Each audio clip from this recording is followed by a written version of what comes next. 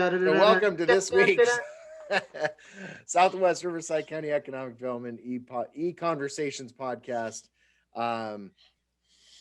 Glad to have Mr. Scott Agajanian, Ms. Gina Gonzalez, Mr. Rob Moran, Mr. Justin Kirk, and Ms. Kimberly Davidson with us this week. And we've just had a very fun intro conversation before we started and hit record. So we're all in great moods, ready to go. And I'm going to turn it over to Mr. Rob Moran to see if there's anything from the county that he would like to say today. Well, thank you very much, Mr. Ellis. It's a sincere pleasure to be here. And I'm sorry I've missed the last couple of weeks, everybody. But I think the big news today is, of course, that the governor lifted the stay-at-home order.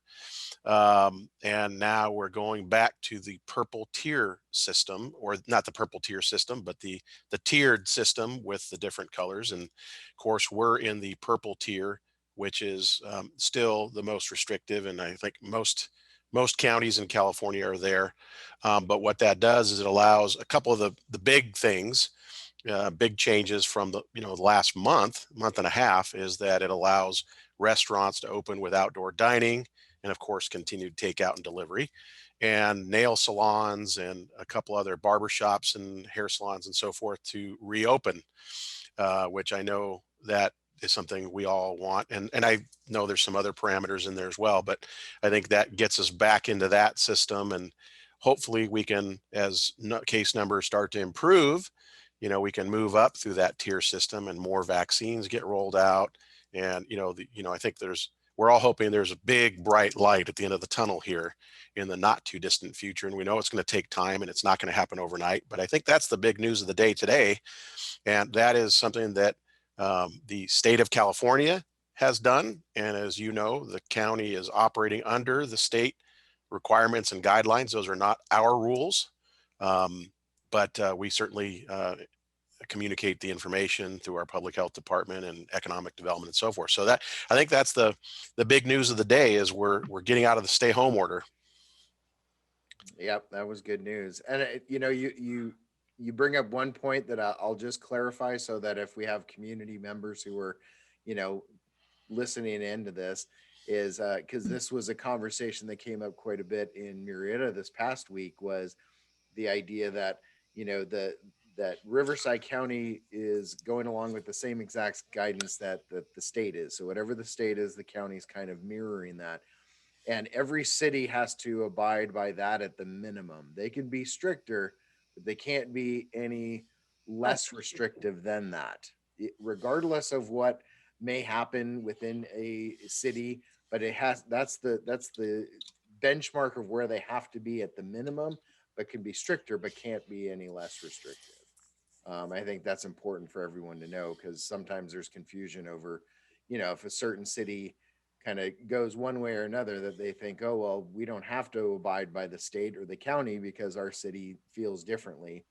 Well, that's true to a point, but only to a certain point. The good It's news like mom and too, dad. One of the two is always stricter, and you have to decide which one you want to be. why do we have to choose? I love both my parents the same.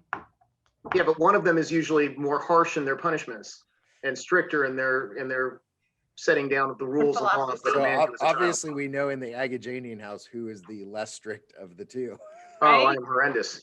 I was going to say the good thing too is, as you know, the latest unemployment numbers just came out last week, and you saw a steady increase from the month prior. Obviously, actually, it was in November when that stay-at-home order was issued. So it'd be nice to see at least the numbers start to go back to a little bit of normality and go the other way, where maybe this would allow for some folks to retain their jobs back.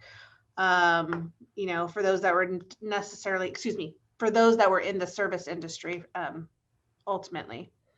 So I'm glad that some people will be able to start to get some more hours and see some employment there. Yeah, we're pretty predictable employment days. Not that the numbers where we want to see them or things are returned to normal, but things were steadily decreasing and declining for several months after the initial closures. And then we shut stuff back down and unemployment jumped back up again. And now very predictably, I think we're going to see them fall right back down to where they were before the November closures. So I think we'll see that get back to normal. But I was really considering Wildomar as an exemplar of this and wanted to see what Kim Davidson's thoughts were. And I was also wondering, Patrick, could you tell me how many syllables are in Davidson? Because I heard you introduce her, but I thought I heard a few extra vowels in there. I wasn't sure. For such a simple and like American Harley Davidson, such an easy name, people butcher it all the time. They always call me Kimberly Davis. And I'm like, and when I go someplace and say Davidson, they're like, can you spell that? Is that an E-N? I'm like, oh my God. And then I really confuse them if I go just like Harley Davidson. And they're like, what? Harley? What?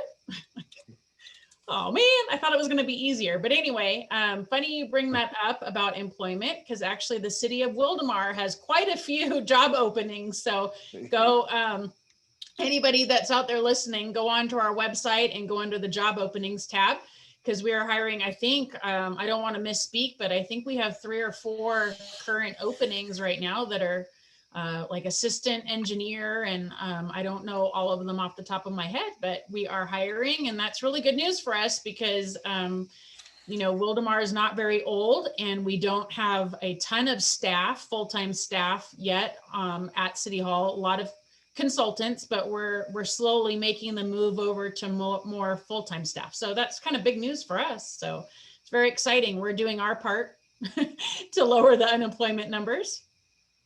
So excellent, excellent. Hey, and this will be fun. We're getting some new jobs coming in. Floor & Decor is hiring right now. You can go to their website. They are seeking a ton of positions. I bet you all of us have a business in their city that is looking to hire right now, and their county. Yeah. That is looking to hire right now. So it sounds like City Wildomar is hiring. Floor & Decor is hiring. Gina Gonzalez, who do you got? Who's hiring in Menifee? Well, and really quick, Stadium Pizza in Wildomar is hiring too. Great pizza there too.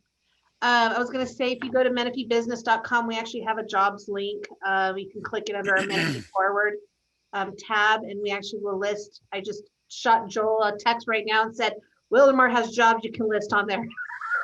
So we'll list anyone's jobs on there if people want to search. It's just an additional tool to share. And I would also encourage people to visit or online their workforce development centers.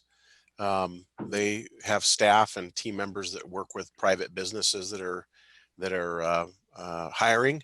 And also, if you're looking to hire, that's a great place to reach folks as well and find candidates. And especially in some of the industries that are pretty competitive, it's great to use every resource you can. And you're already investing in these funds, so definitely reach out to your workforce development partners. Hey, Rob, did we ever find a head for the workforce board? I know they were having a hard time finding a schmuck who would actually take that post, and they were searching for. Did we find somebody, or is that still open? Yeah, they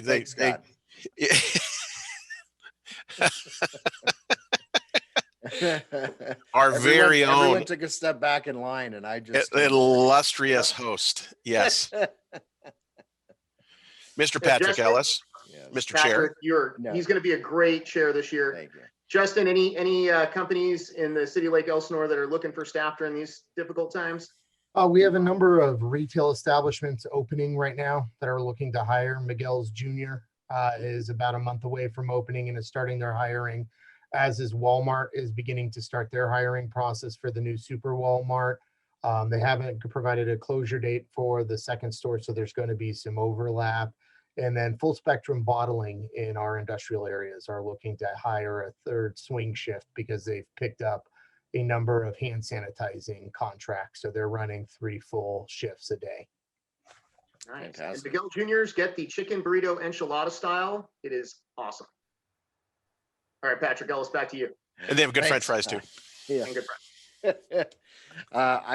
The only thing I'll say is I was gonna tag on to what Rob was saying is that workforce development. There's a lot of resources there for people to assist them, but there's a lot more coming too. We know that there's a lot of people who are out of work who don't have the job to go back to just because of the reopening orders in the state. Yeah. There's a lot of jobs that are gone for good, unfortunately. But there's going to be a lot of assistance, some of it coming in the last bill that was just signed in DC, out of that that $908 billion, there's I want to say there's 300 and some odd million that's just set aside for workforce development. The governor also in his revised budget allocated another 300 and some odd million for workforce as well. So there's definitely going to be some opportunities. There's going to be assistance coming in those regards. So if anyone needs help, please reach out to him, because we don't want it to be the best kept secret in the county anymore. And so we're trying to get that word out there as much as we can. On a backseat note, shameless plug, Boot Barn is looking at hiring at Menifee and Temecula locations. Look at that, putting a shout Yeah. out for Temecula, right? Even though they're not here. Email Come Joel. down and apply it and stop at one of our other restaurants. Oh no, Boot Barn, it's the Western supplier. Yeah. Rob, I was gonna say, and a big thanks to the county workforce. Of course. Because because they partnered with our team and we're doing a temporary workforce community space for those that when things do tend to open up again, that we'll be having select hours with the workforce development department here with job searching, assisting with resume building. Actually, here is a mobile site. So just wanted to thank you and the Fantastic. county for that opportunity. And Gina, when is that event? Once things open, I can ask Newsome. Oh no, I thought you had an event on the books that you were going to integrate workforce development with. Does you There, have a Zoom? oh, that is different. That is our mayor's idea exchange on February 18th. But that is, it specializes in workforce itself. So this would actually be a temporary location for actually physically looking for job searching and assistance for job placement. It's a little bit different. Sorry, I just knew you had something cool out there. Huh? I knew you had something cool going on. I just wanted to give it a plug. Thank you. Well, we also have the Menifee Masters. Thank you. I'm going to take this one because February 4th, we have a Menifee Masters Ambassador program for our real estate program. So those that are real estate professionals, if you're trying to learn everything there is about Menifee, it's a certificated program to become certified in all things Menifee. So usually it's a really great program to share all the things that are happening and all the way from waste management from every single department and what they do. So that way you're well-rounded when it comes to what's happening here locally. It's a great program that you guys have. Idea. It helps with word of mouth and what's happening because, as you know, when you talk to residents, sometimes they think what's going on because maybe the realtor said something. It might not be entirely correct, but this helps to bridge that information gap. Knowledge is power. Right? Yep. And Kimberly, don't you have something here that you're going to be sharing with commercial brokers here very soon? We do. We just finished our very first commercial market analysis with Cosmont companies, and that was completed at the end of December. And so I was able to share it with council 2-on-2 at a time. That was a really, really long day. They have to do kind of the same presentation, multiple times throughout the day, but obviously very much needed to keep it separate. But so it was presented to council just last week, and council really appreciated the data that we received in the market analysis. Now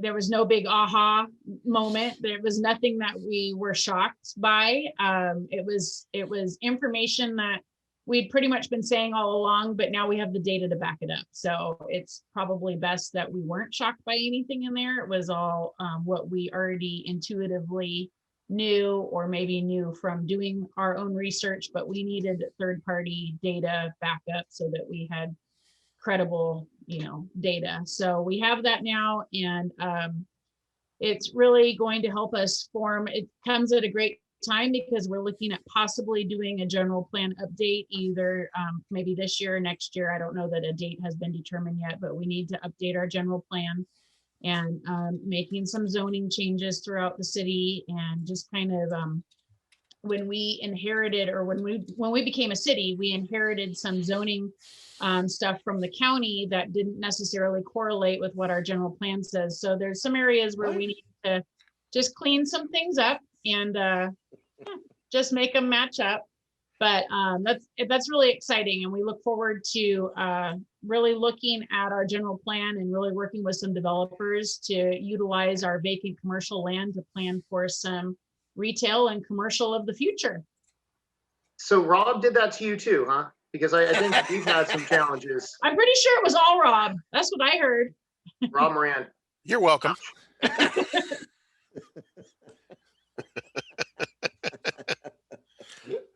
Hey, you got to have something to keep you guys busy. Come on. Yeah. Oh my goodness. So that puts all of us in general plan update world. Justin, I'm not sure Lake Elsinore's status. When was your last amendment or update, or when is it coming up? So we last updated our general plan in 2011, and we've been in since I want to say mid 2019, kind of doing some preliminary work. And under that, we conducted what was referred to as our Vision 2040 plan that helped to get our community together and with a number of groups to understand where we want to be in the future and how we can necessarily get there. We didn't want to have that be embedded in the general plan process because sometimes people start to think about things too focusedly. So we did it as a separate process. That has become our building blocks to build off of as we move forward in a lot of our goals and objectives for our new general plan update. And we should be done with our update by the end of this year. Okay, you're still going to be an extreme city though, right? Like That's we're not not going to become changing. like Read Slowly. It's going to be Dream Extreme. No, Dream vision. yes, we are not taking Pete Seeger or John Denver's model of slow and mellow folk music. It's going to retain the same extreme. No, we're trying to create a document, and specifically an environmental document that's a tierable document for future development with all the changes in environmental regulations, consultations with Native American groups and various other entities.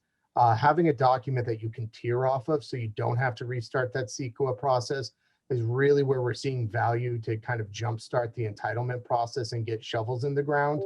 And so that's where we want to focus on. Nicely done. That's a big project. Yeah. Especially when if you can't afford a huge specific plan, that totally makes sense. That's awesome. Very good. All right. Anything else for the good of the cause? Not for the good of the cause. Okay. No. Anyone want to announce anything right now? Well, we have Restaurant Week this week, and we would That's invite right. you to come visit any one of our restaurants. Please come out and dine out with us as of today. That's right. So Murrieta our Wildomar restaurant had week theirs just ended, last week. Menifee but- has theirs this week. But I thought obviously- you were going to announce we're doing Restaurant Week 2. Now that we've got outdoor dining open, we're going to do the sequel. Let's do Restaurant Week over again. Yeah. Well, we are Once gonna the rain do passes. something Part again two. later on this year because we know that that's an industry that's been hit hard. So You know We're what? gonna- Just get out there and support your restaurants. You don't even need a restaurant week, but if it is restaurant week, definitely get out there. But please get out there and support the restaurants anyway. without a doubt, Your New Year's resolution is to gain 10 pounds. Now go do it. yeah, to go right along with my COVID. I'm already there. I'm already Yeah. there. Oh, good Lord. All right. Well, everyone, thank you again for joining us. Appreciate you spending your time with us. Thank you to everyone for jumping on the call again with me this week. Till next time, this is the Southwest Riverside Economic Development E-Conversations Podcast. Thanks, guys.